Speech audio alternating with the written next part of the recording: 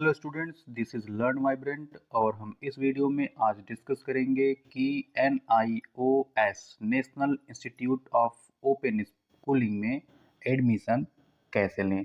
बहुत सारे स्टूडेंट्स जिनमें इसेंशियल रिपीट, जिनके रिजल्ट में CBSE ने या फिर किसी भी स्टेट बोर्ड ने फेल लिखा है या फिर CBSE ने रिजल्ट में इसेंशियल रिपीट लिखा है, वो स्टूडेंट्स इसी साल में कैसे पास हो जाएं, उसके लिए एक फैसिलिटी अवेलेबल है जो है national institute of open schooling.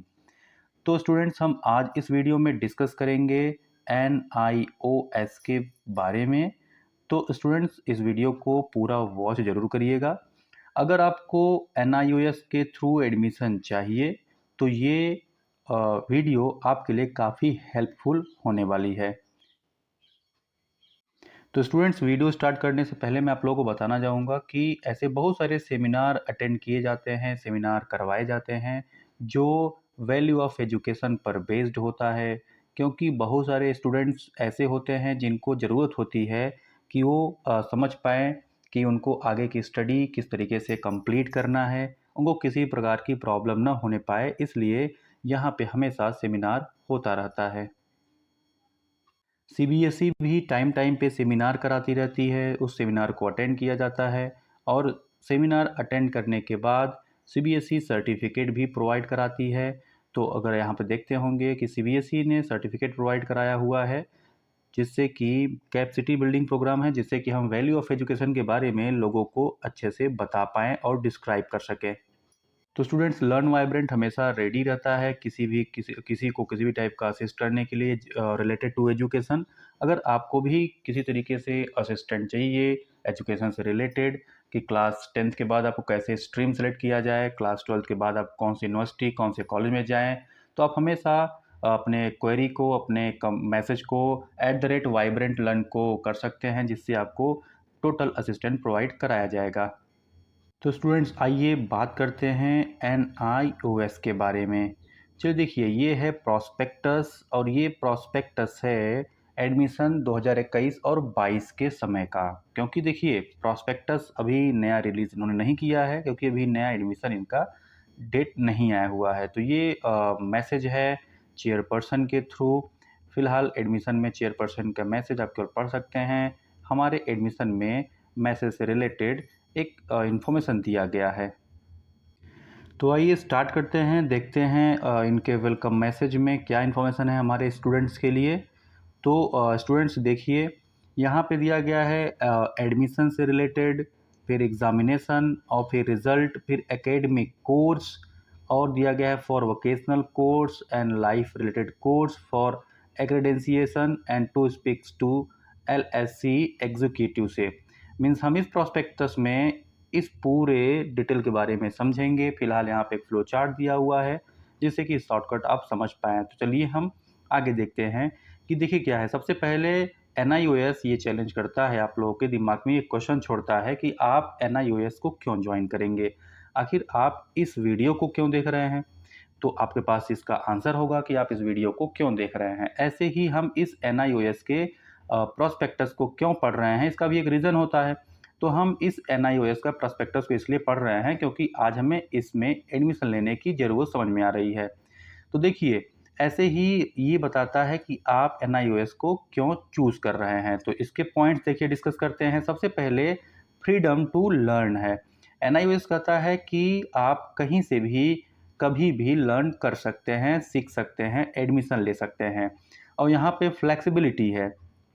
Flexibility का मीनिंग क्या है, अगर आप किसी स्कूल में एडमिशन लेते हैं तो आप देखते होंगे स्कूल अपने कुछ कंडीशंस रखते होगा, लेकिन यहाँ पे ऐसा कुछ नहीं है। चॉइस ऑफ सब्जेक्ट है, एडमिशन रिलेटेड इनकी फ्लेक्सिबिलिटी है, एग्जामिनेशन रिलेटेड इनकी फ्लेक्सिबिलिटी है। इनकी सबसे बड़ी फ्लेक्सिबिलिटी जो सबको ज़्यादा पसंद आती है, और हो सकता है आप इस वीडियो को इसीलिए देख रहे हों, ऑन डिमांड एग्जामिनेशन। NIOS एक ऐसा बोर्ड है जो ऑन डिमांड एग्जामिनेशन प्रोवाइड कराता है। इसका मतलब है, अगर आप किसी सब्जेक्ट में इशू है तो आप जब चाहें तब एक एग्ज़ाम कंडक्ट अपने लिए स्पेशली करवा सकते हैं।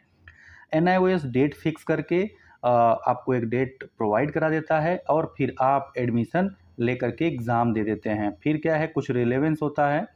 अब देखिए क्या दिया है, ट्रांसफ़र ऑफ क्रेडिट। ये भी एक बहुत ही बड़ा बेनिफिट है स्टूडेंट्स के लिए, जिसको शॉर्टकट में टीओसी कहा जाता है, जिसका मतलब है ट्रांसफ़र ऑफ क्रेडिट।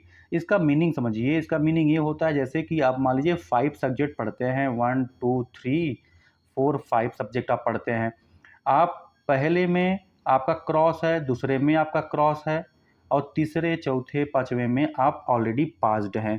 तो होगा क्या, आप केवल 2 के लिए केवल एग्ज़ाम देंगे, उसके लिए एनआईओएस ज्वाइन करेंगे।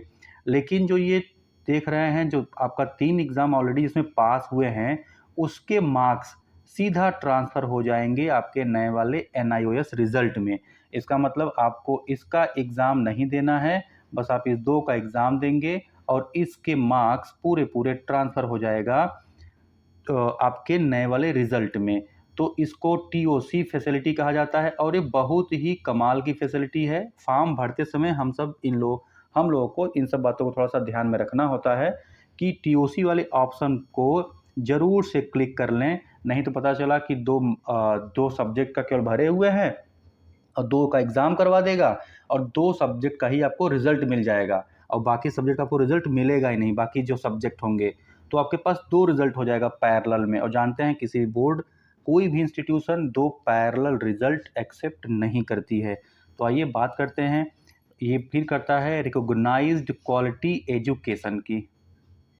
फिर बात आता है रिकॉग्नाइज्ड क्वालिटी एजुकेशन की।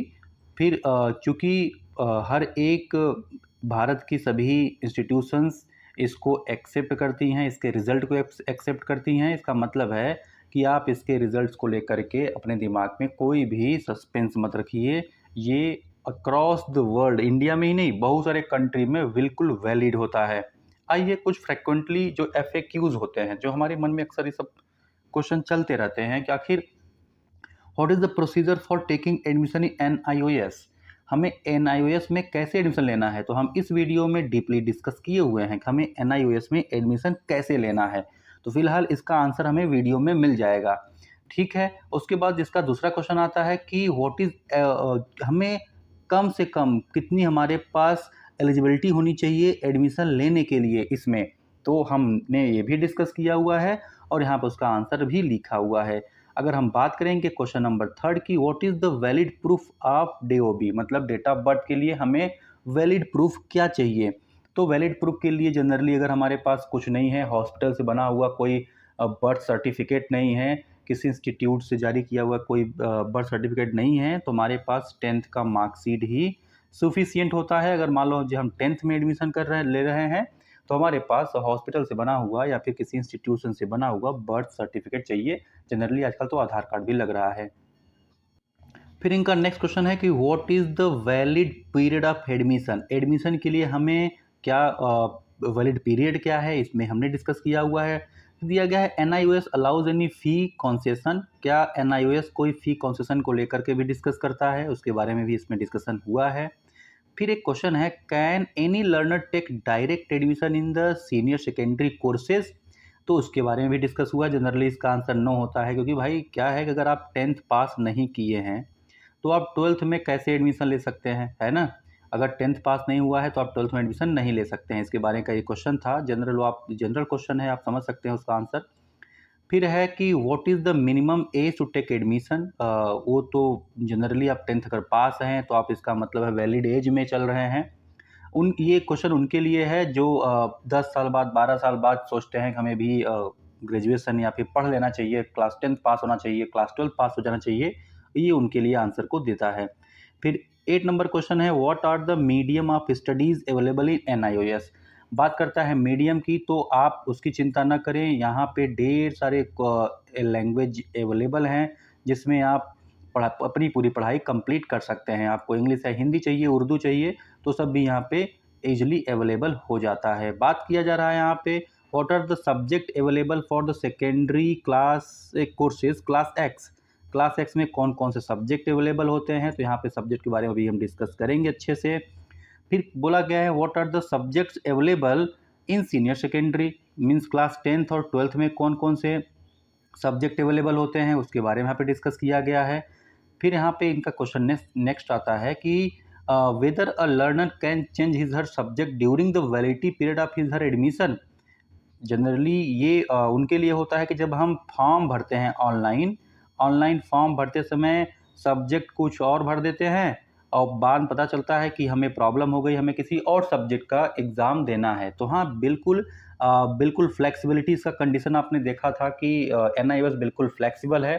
तो अगर आप सब्जेक्ट ड्यूरिंग वैलिडेशन आप चेंज करना चाहते हैं तो यहाँ पर उसका ऑप्शन अवेलेबल होता है, आप उसको चेंज कर सकते हैं। फिर इनका नेक्स्ट क्वेश्चन है, how many subjects are required to be taken on obtaining the pass certificate. Pass certificate के लिए हमारे पास पूरा कितने सब्जेक्ट होने चाहिए? तो ये डिपेंड करता है कि जो मिनिमम होता है ना 5 सब्जेक्ट हमारे पास होना चाहिए। जैसे हम मान लीजिए 12th हैं, तो 12th आपको पास होना है ना, तो आपके रिजल्ट में एटलीस्ट 5 सब्जेक्ट का मार्क्स लिखा होना चाहिए, तभी आप माना जाएगा कि सीनियर सेकेंडरी आप पास हैं।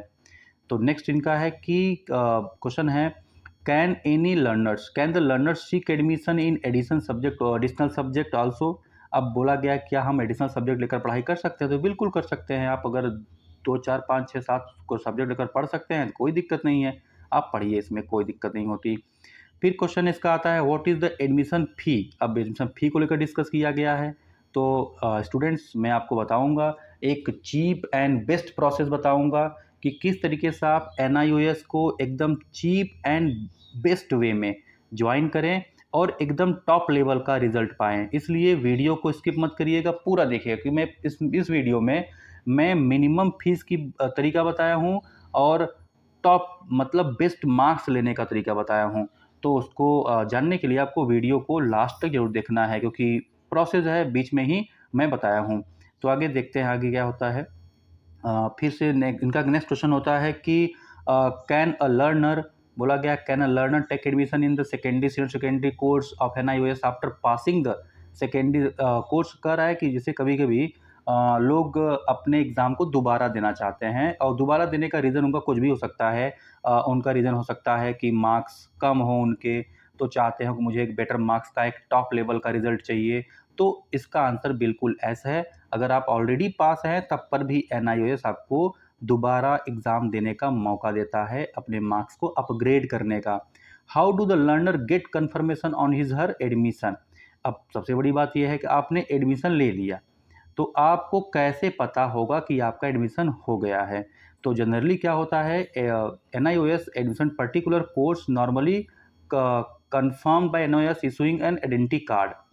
अब आइडेंटिटी कार्ड एक इशू करता है, ऑनलाइन अपलोड रहता है, आपको डाउनलोड करके मिल जाएगा। और दूसरी बात यह है कि पर्टिकुलर एज पर the records available with NIOS के पास उसका रिकॉर्ड मेंटेन रहता है, जिससे कोई फ्रॉड न कर सके। How does the learners get self instructional material. भाई क्वेश्चन ये है कि आपने एडमिशन ले लिया, अब फिर आप पढ़ाई कैसे करेंगे? तो उसके लिए क्या होता है, एनआईओएस बाई पोस्ट के थ्रू आपको स्टडी मटेरियल अपने घर पे सेंड कर देगा। इसलिए देखिए अभी आगे हम बताएंगे, एनआईओएस दो चीज़ों पे बहुत फोकस करता है। एनआईओएस फोकस करता है कि आपका मोबाइल नंबर है वो बिल्कुल सही होना चाहिए, करेक्ट, और आपका जो एड्रेस है वो एकदम लेटेस्ट और एकदम बिल्कुल करेक्ट होना चाहिए, जिससे कि उसको कम्युनिकेशन करने में कोई प्रॉब्लम ना हो। आइए बात करते हैं नेक्स्ट के लिए कि बात यह है कि how can learners procure his her study materials in case the parcel is not delivered.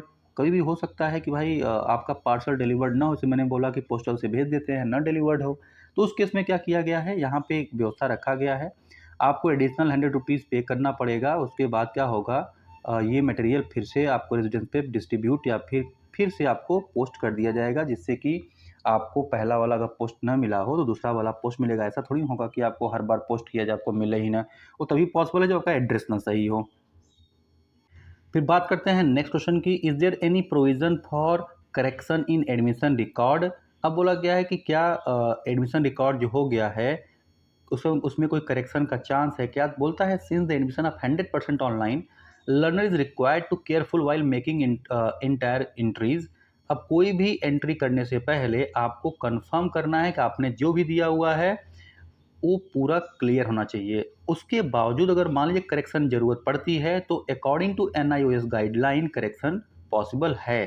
लेकिन आप चूँकि बोला है ना कि ये 100% ऑनलाइन है, तो आप पूरे डेटा आप ही भरेंगे, पर्टिकुलर्स आप ही फिल करेंगे, तो आप गलती करने का चांस को ही कम करिए। आता है बात whether NIOS issues duplicate identity card. Identity card means क्या होता है, कभी कभी एडमिशन ऑनलाइन करा लेते हैं लोग, आइडेंटिटी कार्ड डाउनलोड कर लेते हैं, खो जाता है, लेकिन हाँ तो क्या वो सब कुछ ऑनलाइन है, जब सब कुछ ई सर्विस है तो आपको ऑलवेज डुप्लीकेट आइडेंटिटी कार्ड मिल जाएगा, उसकी चिंता करने की बात नहीं है। फिर आइए बात करते हैं कि क्या learners choose any subject combination, क्या लर्नर्स कोई भी सब्जेक्ट कॉम्बिनेशन ले सकता है, जैसे जनरली स्कूल वाले नहीं देते हैं कि अगर आप अकाउंट ले रहे हैं तो अकाउंट के साथ अगर आप जियोग्राफी लें तो स्कूल वाले बोलते हैं कि मेरे पास ऐसा कॉम्बिनेशन नहीं है। अकाउंट के साथ अगर आप मैथमेटिक्स ले रहे हैं तो बोल रहा है स्कूल वाला कि मेरे पास ऐसा कॉम्बिनेशन नहीं है। लेकिन यहाँ पे ऐसी बात नहीं है, यहाँ पे बिल्कुल यस आज का आंसर है, आप कोई भी कॉम्बिनेशन ले सकते हैं। तो अगर स्टूडेंट देखा जाए तो ये एनआईओएस बोर्ड काफ़ी हेल्पफुल है स्टूडेंट्स के लिए। बशर्ते क्या होता है कि जनरली जो ट्रेंड चलता है, सभी स्कूल जा रहे हैं, सभी एडमिशन ले रहे हैं, सभी एक तरीके से एक ही फ्लोरेशन में फ्लो कर रहे हैं, सब लोग ऐसे ही जाते हैं। नहीं तो ये एनआईओएस का एक गजब का मेरिट है, अगर चाहें तो आप इसको अच्छे से यूटिलाइज कर सकते हैं। फिर नेक्स्ट क्वेश्चन इनका है 22 क्वेश्चन है, whether a learner has the option to take in vocational subject along with academic courses. Vocational कुछ इनके पास कोर्सेज अवेलेबल है, तो इसका भी आंसर है येस। और फिर उसका होता है are the common service centre, बोला गया आर द कॉमन सीएससी जो होते हैं government of India authorise to act an facility centre. बोला गया है कि कुछ सीएससीज होते हैं as a authenticate authorised act NIOS के फैसिलिटेट करते हैं। तो ऐसे ही बहुत सारे हैं, वो भी लास्ट में हम डिस्कस करेंगे क्योंकि लास्ट में उसका एक पूरा लिस्ट दिया गया है। अब ये तो रहा, ये अभी तक जो डेटा क्वेश्चन आंसर 23 दिया गया, ये तो रहा कि हमारे क्वेरीज क्या हैं, कि हम क्या पूछना चाहते हैं, हमारी प्रॉब्लम क्या है, हम एनआईओएस से क्या जानना चाहते हैं, हमारे क्या हमारे जो प्रॉब्लम है वो एनआईओएस सॉल्व कर देगा। अब एनआईओएस स्टूडेंट से भी कुछ स्टूडेंट की तरफ से भी कुछ चाहता है, वो ये है लर्नर्स रिस्पॉन्सिबिलिटी क्या है, वो एट अ ग्लांस हम लोग देख लेते हैं। कह रहा है सबसे पहला काम ये है कि आप पूरे, जैसे मैं बता रहा हूँ ना, इंस्ट्रक्शन दे रहा हूँ, पूरे डिटेल को आप बढ़िया से पढ़ लीजिए, जिससे कि ऑनलाइन एप्लीकेशन भरते समय कोई भी गलती ना होने पाए। रीज़न ये है कि आप जब गलती होगा तो उसको करेक्शन कराने के लिए प्रॉब्लम झेलेंगे, तो पता चला कि हेडक्वार्टर फ़ोन जा रहा है, ये कर रहे हैं, ऑनलाइन चेक कर रहे हैं, परेशानी झेलेंगे। एनआईओएस वो ज्वाइन करता है इसके पास समय कम रहता है और आप पूरा समय बर्बाद कर देंगे इसमें, इसलिए पूरे पर्टिकुलर्स को आप ध्यान से पढ़िए, इसलिए एनआईओएस इस बात को बहुत ध्यान से बोलता है। कोई भी कॉलम आपको विदाउट कुछ भरे उसको ब्लैंक नहीं छोड़ देना है, इसका मतलब सभी कॉलम इंपॉर्टेंट है, आप उसको भरेंगे। फिर कह रहा है कि do not submit application form admission uploading the supporting documents, जितने भी डॉक्यूमेंट्स की ज़रूरत है इसको आप सभी अपलोड कीजिए, जिससे कि आपको बार बार परेशानी झेलना ना पड़े। उसके बाद क्या है कि सबसे ज़रूरी चीज़ ये होता है, सबसे ज़रूरी आज के समय में ये है कि आप किसी भी अनऑथराइज्ड एजेंसी से फाल्सरी गारंटी सक्सेस ऑफ लर्नर से इन्फ्लुएंस मत हो जाइए। जो कहते हैं कि आप ये मैं डाटा भेज दीजिए, ये सब डॉक्यूमेंट भेज दीजिए, मैं आपको रिज़ल्ट दे दूँगा, आपको पास करा दूँगा, ऐसे लोगों पे मत बिलीव कीजिए, क्योंकि बहुत सारे फ्रॉड लोग हैं जो आपसे फ्रॉड कर सकते हैं। आइए बात करते हैं। उसके बाद ये है कि सबमिट ओरिजिनल मार्कशीट, क्योंकि जब टीओसी होगा, ध्यान दीजिएगा, जब टीओसी होगा ट्रांसफ़र ऑफ क्रेडिट, उसके लिए आपकी चाहिए मार्कशीट, इसलिए ओरिजिनल मार्कशीट ज़रूर अपलोड कीजिएगा। नेक्स्ट है, उसको दिया गया है कोई एक्स्ट्रा अमाउंट पे मत कीजिए, तो ऑनलाइन पेमेंट है, सब कुछ ऑनलाइन पेमेंट है, ऑनलाइन रिफ्लेक्ट होता है, इसलिए एक्सेस या फिर ज़्यादा अमाउंट पे करने की यहाँ पे बात मतलब होगी नहीं, पे ही एक्स्ट्रा नहीं होगा, तो आप इसको ध्यान दीजिएगा। उसके बाद है यहाँ पे कि do not miss the personal contact with programme, जो पीसीपी होते हैं, पर्सनल कॉन्टैक्ट प्रोग्राम्स इनका होता है, सब्जेक्ट रिलेटेड स्टडी सेंटर्स होते हैं, अगर आप इसको ज़रूर जाइए वहाँ पे ज्वाइन कीजिए, जिससे कि आपको बहुत सारी चीज़ें सीखने को मिलेगा। अब बोला गया है do submit your assignment response sheet timely, जो आपका जो भी टीएम में होगा तो जो ट्यूटर मार्क्ड असाइनमेंट्स होते हैं वो आपको टाइमली सबमिट करना है, क्योंकि पूरे मार्क्स में, ओवरऑल रिजल्ट्स में इसका भी एक बहुत ज़्यादा रोल है, इसलिए आपको पूरे रिजल्ट पूरे जो टीएम में होता है, मतलब जो आपको असाइनमेंट दिया जाएगा उसको टाइमली सबमिट करते रहिएगा। फिर है कि do not indulge in unfair means, तो भाई हर एग्ज़ाम में आप अनफेयर मीन्स या फिर बेकार, जो बेकार के सामान होते हैं उसको नहीं ले जाएंगे, एग्ज़ाम एकदम ट्रूली और ऑनेस्टली देंगे, ठीक है। उसके बाद दिया गया है ऑनलाइन फ़ी, केवल कोई भी फ़ी होगा ऑनलाइन पे किया जाएगा, कोई भी ऑफलाइन फ़ी पे करने की ज़रूरत नहीं है, नहीं हो पाएगा। अगर ऐसा कुछ हो रहा है तो मतलब आप गलत कर रहे हैं, वहाँ आप नहीं कर रहे हैं। उसके बाद बहुत देखिए ज़रूरी चीज़ है, इसने बोल्ड करके लिखा हुआ है कि आपका मोबाइल नंबर और आपका ईमेल आईडी ये क्लियर होना चाहिए, और यूजिंग मोबाइल नंबर और ईमेल आईडी होना चाहिए। ऐसा मोबाइल नंबर मत दे दीजिए पता चला कि वो ऑन ही नहीं है, जिससे कि वो कांटेक्ट नहीं हो पा रहा है उससे। ईमेल आईडी हमेशा अंडर यूज वाले ईमेल आईडी होने चाहिए। तो अब बात किया जा रहा है ये प्रोस्पेक्टस जो डिस्कस किया जा रहा है 2021 और 22 के एग्ज़ाम का था। अब लेकिन जो इस समय के पास स्टूडेंट हैं उनको नेक्स्ट प्रोस्पेक्टस जल्दी ही रिलीज़ हो जाएगा। तो आइए अब हम इसको डिस्कस करते हैं। तो स्टूडेंट्स अब आइए डिस्कस करते हैं कंटेंट के बारे में। देखिए NIOS a schooling system with a difference, इसका मीनिंग है भाई एक ऐसा स्कूलिंग सिस्टम है जो ये डिफरेंटली एक्ट और वर्क करते हैं। फिर एडमिशन प्रोसेस के बारे में डिस्कस करेंगे। उसके बाद हम डिस्कस करेंगे इंस्ट्रक्शन प्रोसेस ऑफ NIOS, मतलब इंस्ट्रक्शन क्या है, कैसे काम होगा इंस्ट्रक्शनल। अब उसको दिया गया है ई-वैल्यूएशन सिस्टम कि एग्ज़ाम कैसे होगा, कॉपी कैसे चेक होगी। फिर बात करेंगे हम ट्यूटर मार्क्ड असाइनमेंट, जो आपको असाइनमेंट मिलता है इसको TMA कहा जाता है। जो आपको असाइनमेंट NIOS भेजता है उसके बारे में हम डिस्कस करेंगे, उसको कैसे सबमिट करना है, कैसे टोटल कंप्लीट करना है। उसके बाद है जनरल एंड स्पेसिफिक प्रोविज़न, कुछ फ्लेक्सिबिलिटी वाइज है, कुछ दिया गया है जैसे कि डिसेबिलिटीज़ वाइज होती हैं, कुछ डिसेबल लोग होते हैं जिनके लिए एग्जामिनेशन प्रोसेस थोड़ा सा अलग होता है। तो अब आइए इनके बारे में हम डिस्कस करते हैं। अब NIOS का पहले इसका जो थीम है उसको देख लेते हैं। कितना अच्छा थीम लिखा है कि NIOS का है सपना, शिक्षित हो देश अपना, वाकई कमाल का है। इनके प्रोस्पेक्टस में ये सब दिया हुआ है कि the national institute of open schooling की कंडीशंस क्या क्या हैं। NIOS larger open schooling system है, 33.85 मिलियन अभी तक ऑलरेडी रजिस्टर्ड और सर्टिफिकेट ले चुके हैं, सर्टिफाइड हैं। मोर देन 5 लाख लर्नर्स वर एडमिटेड, बोला गया है कि इसमें वोकेशनल कोर्स में है। उसके बाद NIOS reaches out learners through the network of 23 regional centres. अपने बारे में उन्होंने बताया हुआ है फिलहाल, इसको पढ़ना ज़रूरी है, आप इसको पढ़ लीजिएगा। अब बात करते हैं NIOS schooling system with difference, ये कैसे कहता है कि मैं एक डिफरेंट स्कूलिंग सिस्टम चलाता हूँ। तो क्लियर सी बात है, आप समझ सकते हैं कितनी फ्लेक्स होती ना, इनकी एज लिमिट का पैटर्न ऐसा बनाया गया है। एज लिमिट का पैटर्न इनका ऐसा बनाया गया है, इसलिए बोलते हैं कि मैं डिफरेंस हूँ। Choice of media of instruction, इनके पास बहुत सारे मीडियम अवेलेबल हैं, इसलिए अपने आप को डिफरेंस मानते हैं। दूसरी बात है कि ये कहते हैं एडिशनल सब्जेक्ट हम बहुत सारे प्रोवाइड कराते हैं, इसलिए अपने आप को डिफरेंस मानते हैं। बोलते हैं combination of academic vocational education courses इनके पास बहुत सारा होता है। कंटिन्यूअस असेसमेंट होता रहता है। फ्लेक्सिबल स्कीम ऑफ एडमिशन होता है, जिसके लिए अपने आप को ये बोलते हैं कि मैं इसलिए डिफरेंस हूँ। अब फ्लेक्सिबल स्कीम ऑफ एग्जामिनेशन है, बहुत सारे एग्जामिनेशन पैटर्न इनके बनाए गए हैं। एक होता है पब्लिक एग्जामिनेशन, एक होता है ऑन डिमांड एग्जामिनेशन। अब बताएंगे दोनों के लिए। फिर है क्रेडिट एक्यूमुलेशन, और फिर दिया है TOC, ट्रांसफ़र ऑफ क्रेडिट। ये सब भी फैसिलिटी प्रोवाइड कराते हैं, जिसके लिए ये कहते हैं कि जो NIOS है वो बिल्कुल अलग ही है, अलग ही प्रोवाइड कराता है education. Programme, course and pathway है।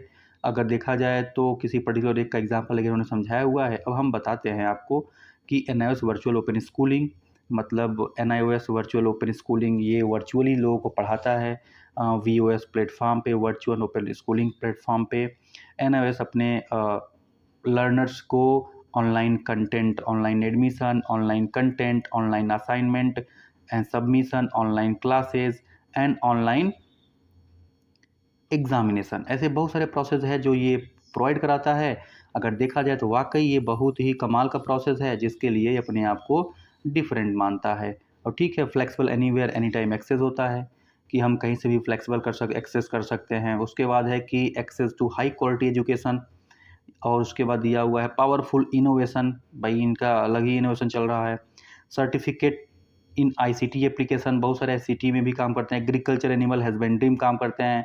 पूरा मिला करके आपको एक नॉर्मल स्कूल में जो नहीं मिलेगा वो इस NIOS में अवेलेबल रहेगा।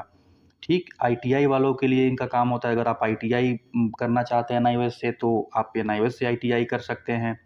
उसके बाद दिया हुआ है स्कीम ऑफ स्टडीज़ दिया कि हम कैसे पढ़ें। Learner required minimum of 5 subject including, आप जानते ही हैं कि हमें एटलीस्ट 5 सब्जेक्ट पढ़ने ही हैं किसी तरीके से यहाँ पे, तभी तो हम आएंगे। अब यहाँ पढ़ते देखिए हमारे पास सब्जेक्ट क्या है।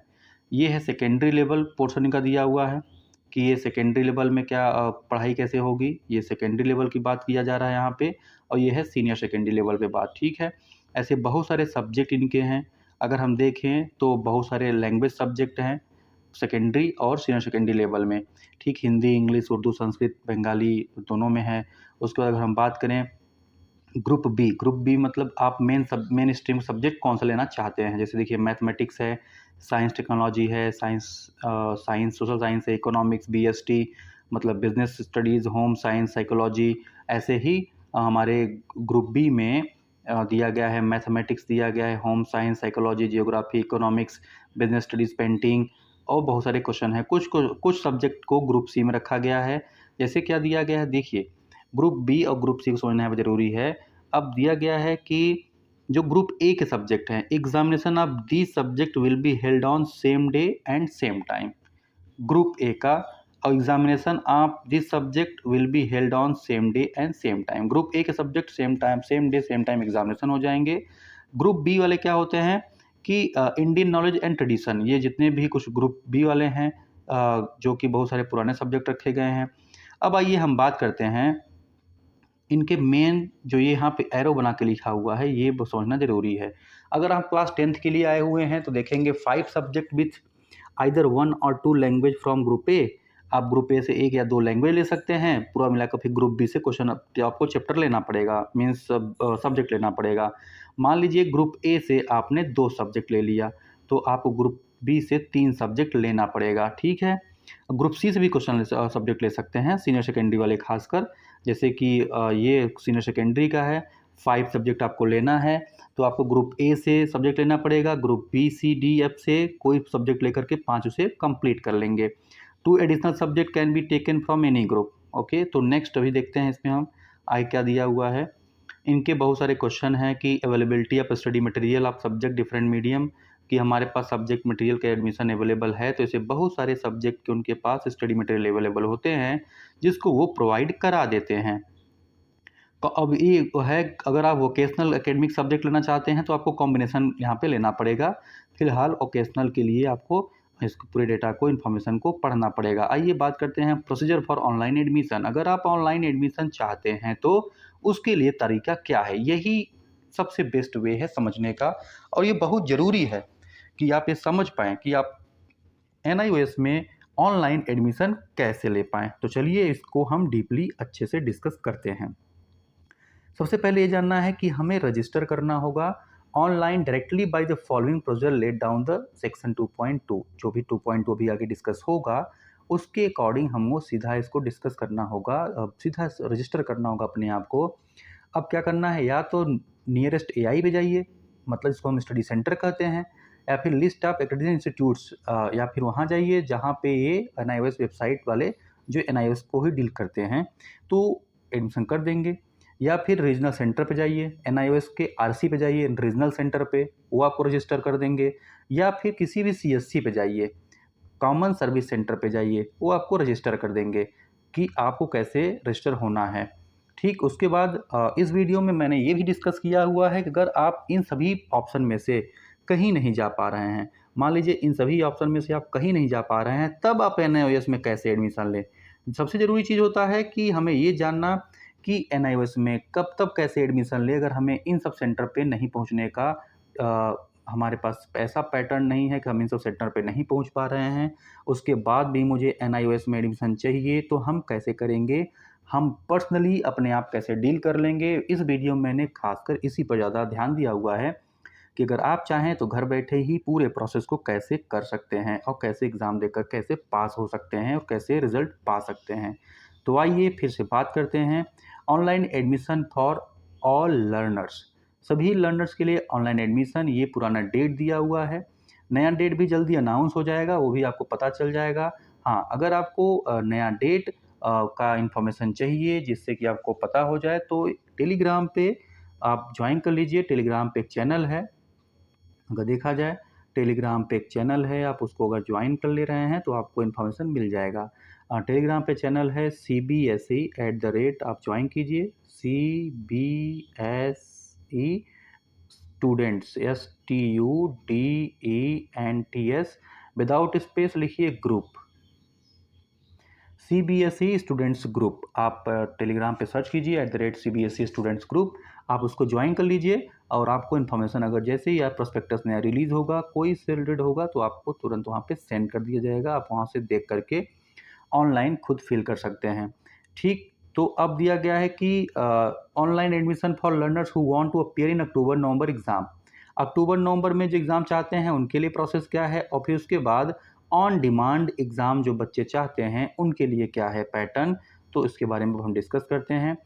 अब ये क्या है, ऑन डिमांड खासकर लोगों को ध्यान होता है कि हमें ऑन डिमांड एग्ज़ाम कराया जाए और मुझे मेरा रिज़ल्ट टाइम पे दे दिया जाए, जिससे कि मेरा टाइम बर्बाद ना हो, तो इसके लिए भी डिस्कस में किया गया है। ठीक है, तो आइए बात करते हैं कैसे एडमिशन लें। प्रोसीजर फॉर ऑनलाइन एडमिशन, तो देखिए क्या है।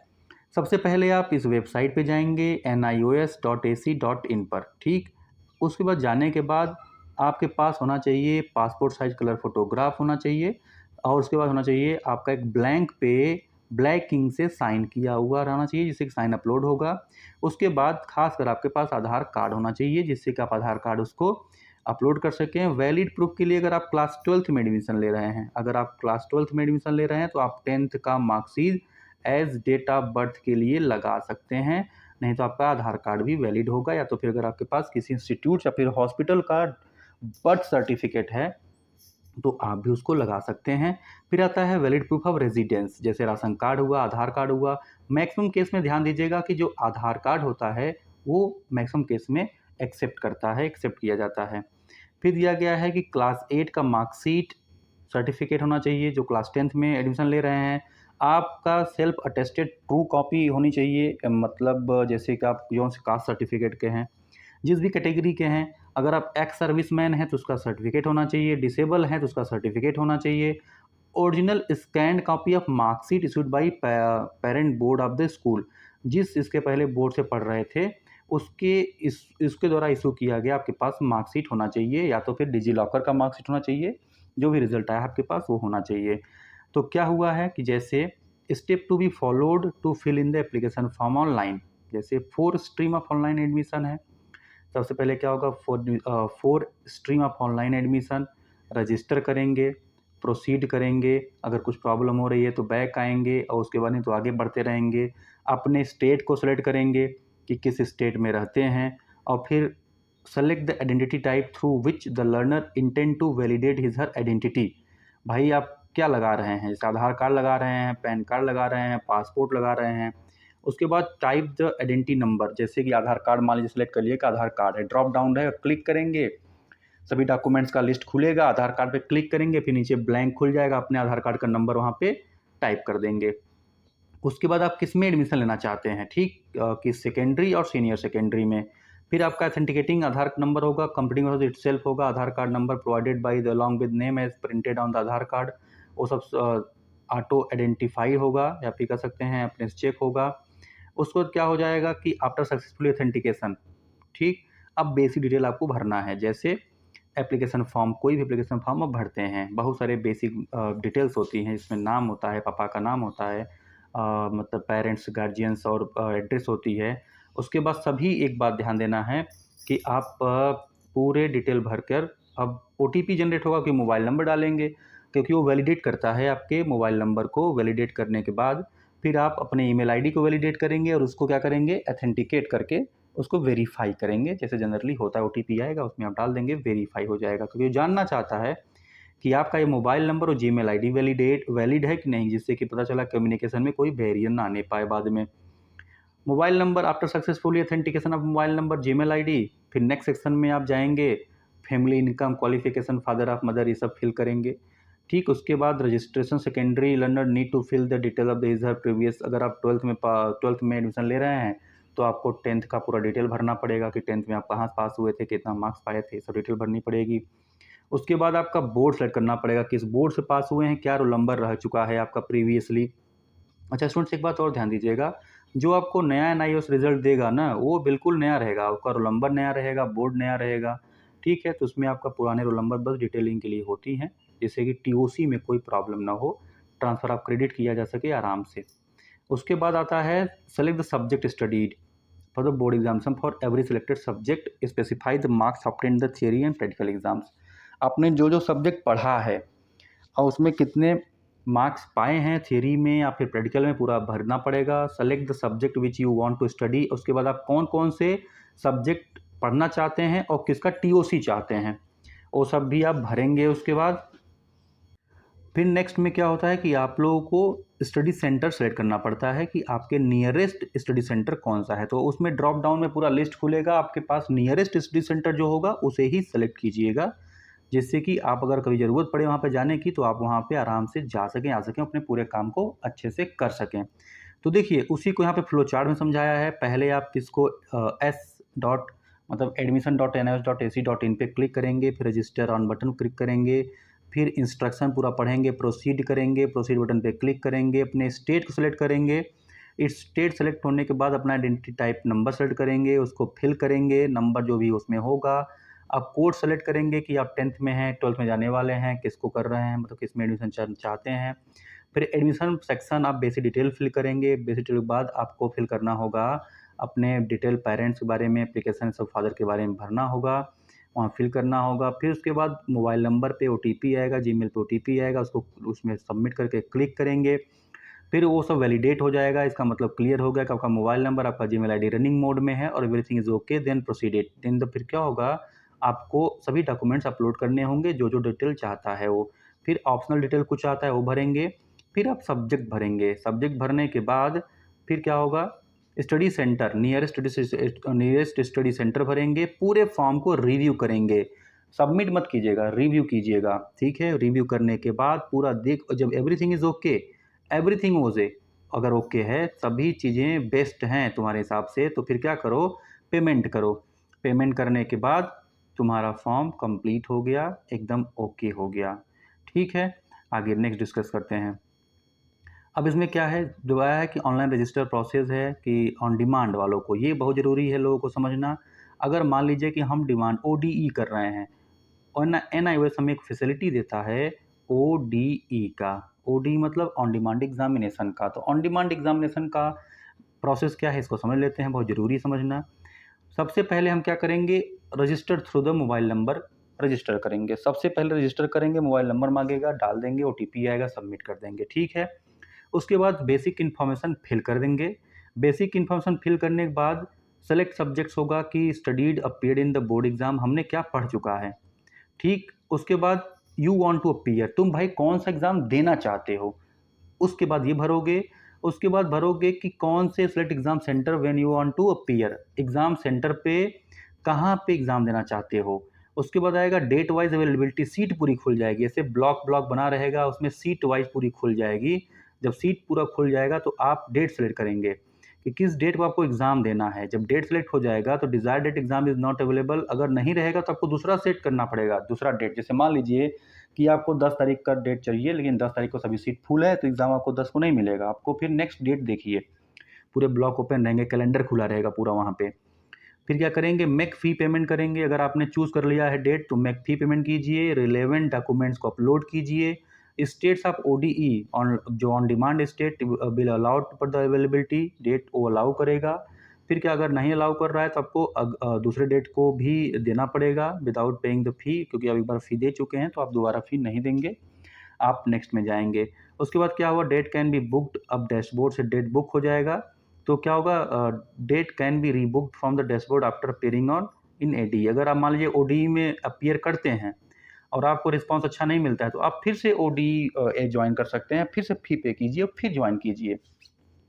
अब अगर मान लीजिए सक्सेसफुल बुक हो जाता है ODE के लिए, तो क्या होगा, डैशबोर्ड पे लॉगिन कीजिए, अपने आइडेंटिटी कार्ड और हॉल टिकट को डाउनलोड कीजिए और पहुंच जाइए एग्ज़ाम सेंटर पे। वहाँ पे पूछिए प्रैक्टिकल कब होगा, एग्ज़ाम कब होगा, जिससे कि आपको पूरी इन्फॉर्मेशन पूरी मिल सके और आप प्रैक्टिकल और एग्ज़ाम दे सकें।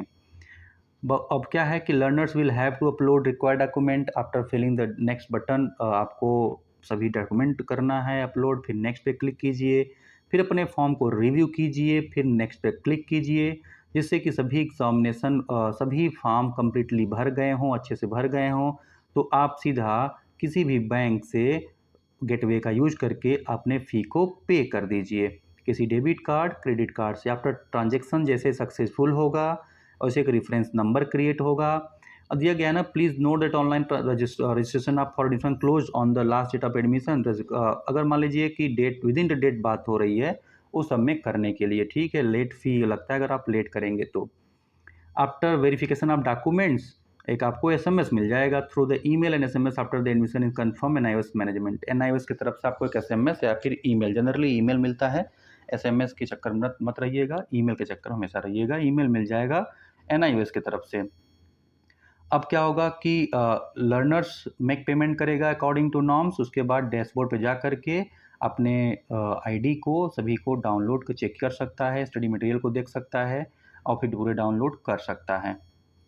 आइए अब बात करते हैं कि procedure for online admission through regional centre. अगर आप रीजनल सेंटर आपके पास आसपास है, या फिर आपके पास स्टडी सेंटर है, या फिर आपके पास सीएससी है जो एनआईओएस के थ्रू ऑलरेडी एथेंटिकेट या फिर रजिस्टर्ड है, तो आप क्या करेंगे, उसके नज़दीक जाइए और मतलब उसके पास जाइए और उससे असिस्टेंट लीजिए, वो आपका भी काम करा सकता है। क्योंकि ये फिजिकल मेथड है तो उस पर ज़्यादा डिस्कस करने की ज़रूरत है नहीं। हाँ, आपके पास क्या होना चाहिए, प्रूफ ऑफ रेजिडेंस होना चाहिए, राशन कार्ड, आधार कार्ड, ये सब चीज़ें होनी चाहिए। तो ऐसे बहुत सारे प्रूफ अपने डिटेल्स के डॉक्यूमेंट्स को अपना रखे रहिए। फिर यहाँ पे री एडमिशन का भी यहाँ पे सिस्टम है, री admission of x NIOS learners. तो एक्स एनआईओएस वालों के लिए है, ये है टीओसी, ट्रांसफ़र ऑफ क्रेडिट। एक बात बस याद रखना है कि रिज़ल्ट आपके पास होना चाहिए तभी टीओसी हो पाएगा, ठीक है। रिज़ल्ट अपने पास मतलब है जो बोर्ड इशू किया है। अब वो ऑनलाइन इशू किया है तो ऑनलाइन होगा, डिजी लॉकर पर इशू किया डिजी लॉकर पर होगा, स्कूल फिजिकल दिया है तो फिजिकल होगा, जिससे एक पर टीओसी ट्रांसफ़र हो सके। दिया गया है कि उसके बाद फ़ी स्ट्रक्चर फॉर एडमिशन। देखिए फ़ी के लिए देखिए क्या है, 5 सब्जेक्ट के लिए इनका फ़ी स्ट्रक्चर ये है। इसको यहाँ पे देख लीजिए, ज़्यादा फ़ीस लगता नहीं है क्योंकि ये बनाया ही गया है ऐसे लोगों के लिए जो ज़्यादा फ़ीस देकर नहीं पढ़ पा रहे हैं, तो कम फ़ीस में उनकी स्कूलिंग पैटर्न न रुकने पाए और उनका स्कूल चलता रहे, तो इसलिए ज़्यादा फ़ीस ऑलरेडी नहीं है।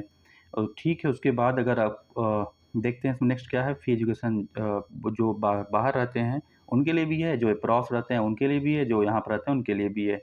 हाँ, ये है कि टीओसी ट्रांसफ़र कराना है आपको, तो टीओसी के लिए आपको अलग से फ़ीस चार्ज करना पड़ रहा है, ठीक। उसको देख लिया जाएगा यहाँ पे। देखिए यहाँ पे रजिस्ट्रेशन फ़ी है, एग्ज़ाम फ़ी है, टीओसी फ़ी है। अगर देखिए यहाँ पे तो टीओसी फ़ी दिख रहा है सीनियर सेकेंडरी के लिए और टीओसी फ़ी दिख रहा है सेकेंडरी के लिए, ठीक। उसको दिया है चेंज एडिशनल सब्जेक्ट। अगर आप चेंजेस चाहते हैं एडिशनल सब्जेक्ट फ़ी में तो आपको चेंजेस मिलेगा। अब आगे डिस्कस करते हैं यहाँ पे कि हाउ टू पे फ़ी। फ़ी आपको हमेशा ऑनलाइन फ़ी पे करना होगा। आप अपने एडमिशन कैंसिलेशन भी कर सकते हैं, ठीक, लेकिन कन्फर्मेशन होने के बाद भी उसको कैंसिल माना जाएगा। यहाँ दिया गया है जो फ़ी है, जो पैटर्न बनाया हुआ है कि चेंज ऑफ सब्जेक्ट एडिशनल फ़ी आपको 720 रुपया क्लास सीनियर सेकेंडरी और सेकेंडरी को चेंज करने के लिए कुछ देते हैं। ध्यान दीजिएगा, ऑनलाइन सिस्टम है, कोई भी चीज़ें एवरीथिंग इज़ फ्लेक्सिबल, बट आपको एक चीज़ ध्यान रखना है कि कहीं ऐसा ना हो कि आप गलती कर बैठे, उस गलती को सही कराने के लिए आपको भी बाद में रीपेमेंट करना पड़ जाए। ऐसा होता है कभी-कभी, लेकिन ज़्यादा चिंता करने की बात नहीं है। इसमें देखिए क्या है, इसेंशियल जितने भी चार्जेज़ लेता है एनआईओएस, एनआईओएस जितने भी चार्जेज़ लेता है, जितने भी टाइप के आपको चार्जेज़ लेता है, वो यहाँ पे क्लियर कट लिखा हुआ है। देखिए टीओसी के लिए लिखा गया है, स्टडी सेंटर चेंज करना चाहते हैं, देखिए फ्लेक्सिबिलिटी देगा वो, लेकिन उसका एक शर्त है। एनआईओएस स्टूडेंट को फ्लेक्सिबिलिटी देता है, लेकिन एनआईओएस का एक शर्त है, एवरीथिंग चार्जेबल है लेकिन कॉस्टली नहीं है। एवरीथिंग चार्जेबल है लेकिन कॉस्टली नहीं है।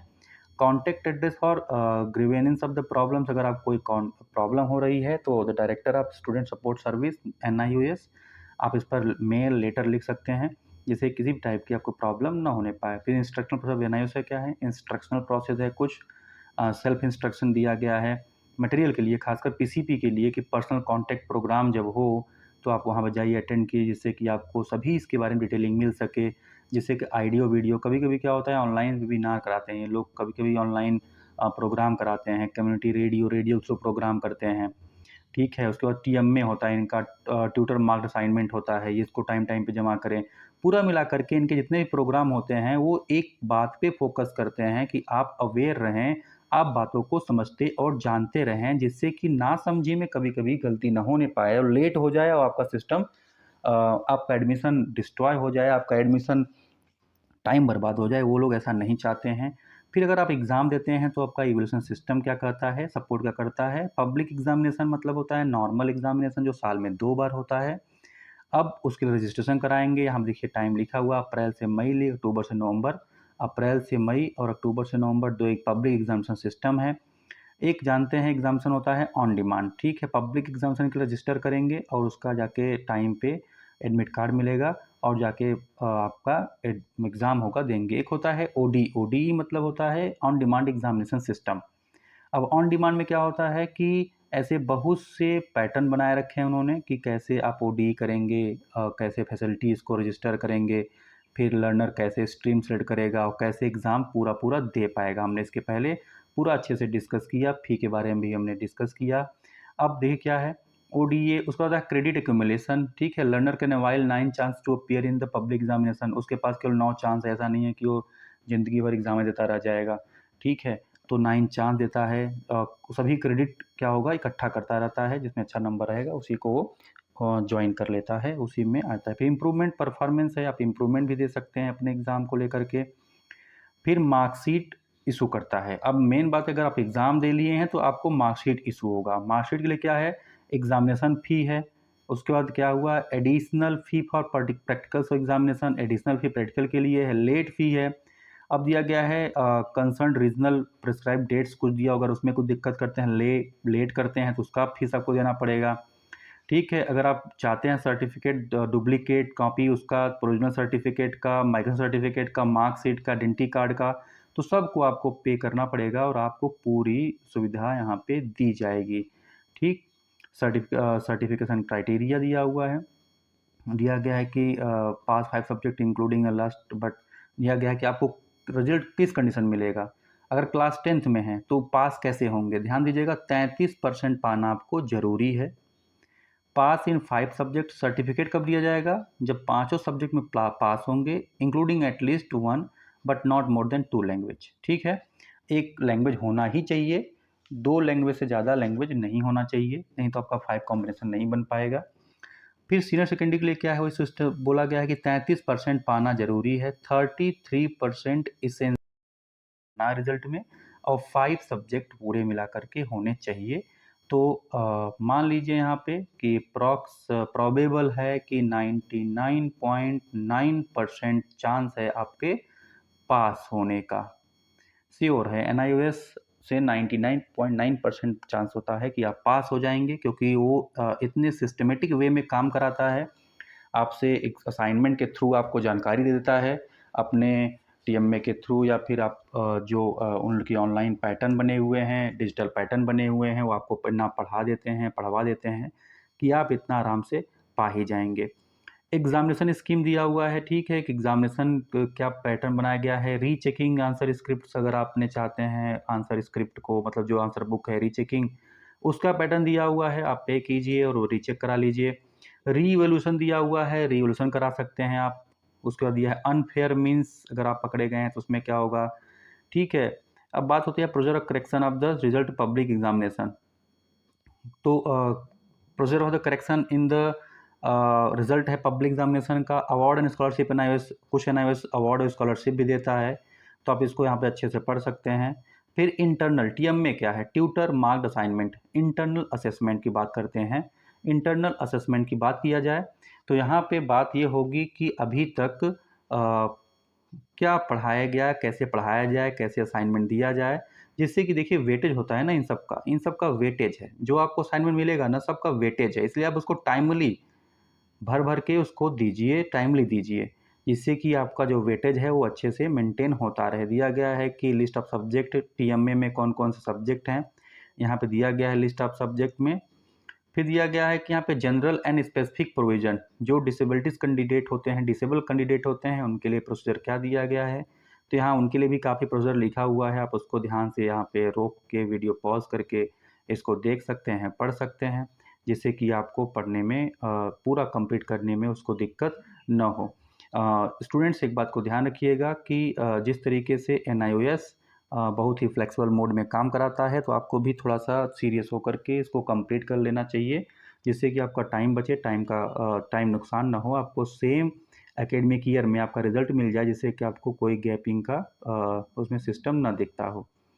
ठीक है, तो अब इनका फिर ये सिस्टम है कि आप कहाँ-कहाँ रीजनल सेंटर्स हैं, जैसे कि यहाँ पे है इलाहाबाद, मतलब तो प्रयागराज हो गया है, अमेठी, बेंगलुरु, फिर भोपाल, भुवनेश्वर, चंडीगढ़, चेन्नई, देहरादून, दिल्ली, फिर धर्मशाला, गांधीनगर, गंगटोक, गुवाहाटी, हैदराबाद, जयपुर, जम्मू, कोच्चि, कोलकाता, पटना, पुणे, रायपुर, रांची, विशाखापट्टनम, कोटा, दरभंगा, शिलोंग, पोर्ट ब्लेयर, ऐसे बहुत सारे सेंटर हैं। ये पे दिया गया है सीएससी कहाँ-कहाँ अवेलेबल हैं।